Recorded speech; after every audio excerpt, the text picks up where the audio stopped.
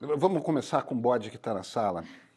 Com qual deles, né? Não, é que tem um bode que é maior do que os outros, porque é um bode que não tem perspectiva de resolver e vai complicar mais, que é a saúde do presidente Lula.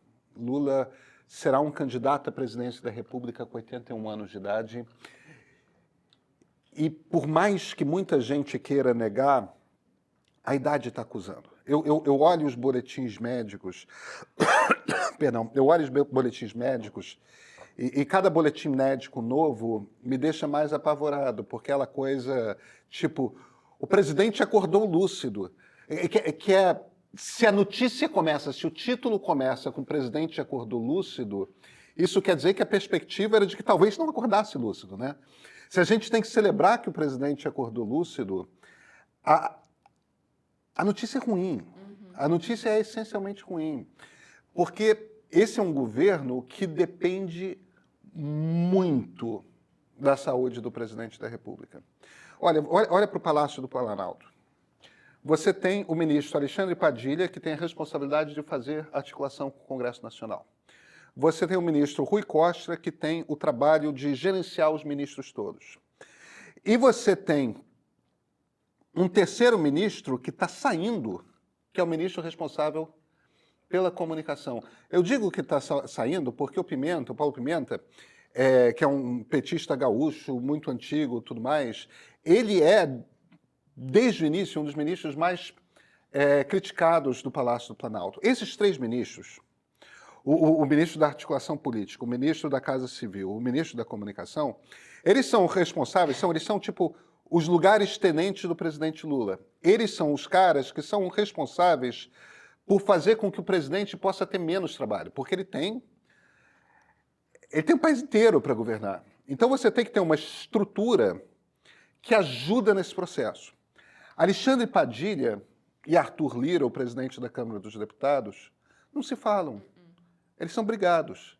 Eles não se entendem. E está tudo bem, as pessoas não precisam se entender.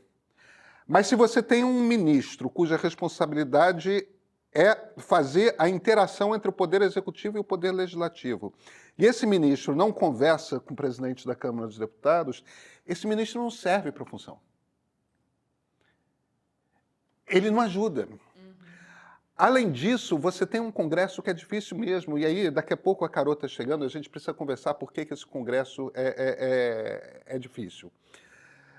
Mas a gente precisa ter um processo de negociação com o Congresso.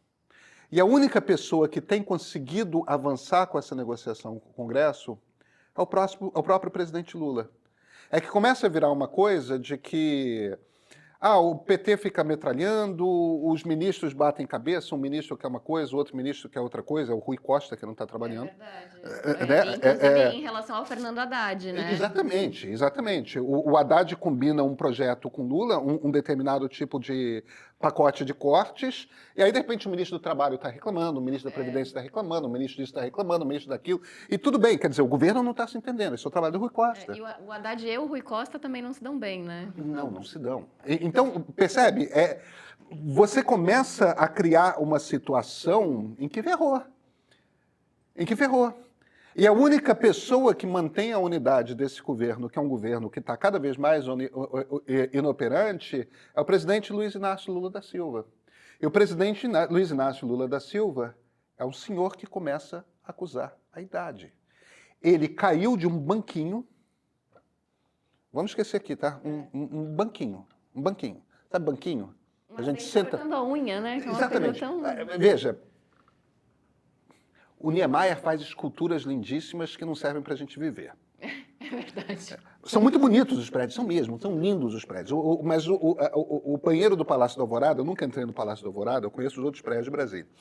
Palácio do Alvorada não, que é a residência pessoal do presidente da República, eu nunca entrei lá, mas eu aposto que o banheiro deve ser todo de mármore. Aquele troço para escorregar. A Natuza Neri fez um comentário sobre isso que me chamou a atenção, porque ela fez uma visita, acho que logo depois da... Primeira-dama Janja, E quando ela olhou para o banheiro, ela disse que a primeira coisa que ela pensou é que ela ia ter medo de usar aquele banheiro, porque ele é todo escorregadio de mármore, claro, tem quina, tem um...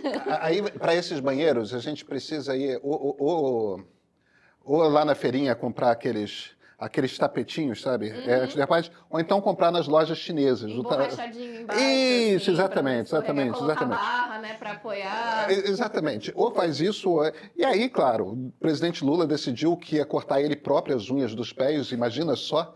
Quem é que faz isso hoje em dia, cortar as próprias unhas dos pés? Sentou no banquinho para cortar lá com a... Eu imagino aquela situação, né? O presidente cortando, tá? Com a toalha embrulhada e tal, e de repente, de alguma forma... Ele se vira, cai para trás, bate com a nuca no chão, da incrível altura de 30 centímetros, 25 centímetros.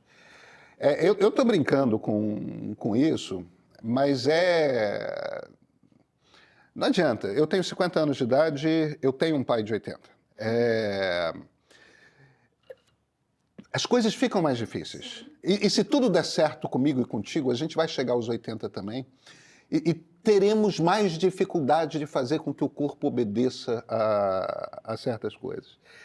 Não é irrelevante a gente ter um presidente da República com 80 a 81, que se for reeleito, vai sair com 85, 86 do cargo.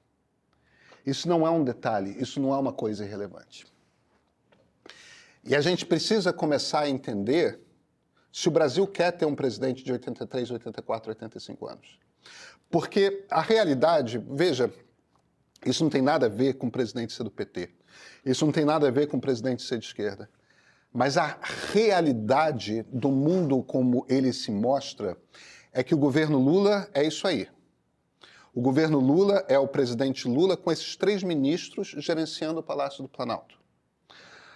A comunicação está sendo feita de um tal jeito que ele, tendo feito a 2ª cirurgia no cérebro, em 2 dias, a gente está sendo informado de que, olha, ele acordou lúcido. Lúcido quer dizer o quê? Quer dizer que ele acordou e reconheceu a primeira-dama? Entendeu? Lúcido quer dizer o quê? O Dr. Calil, o médico dele, já informou que se houver um novo sangramento, vai ter que abrir o cérebro do presidente.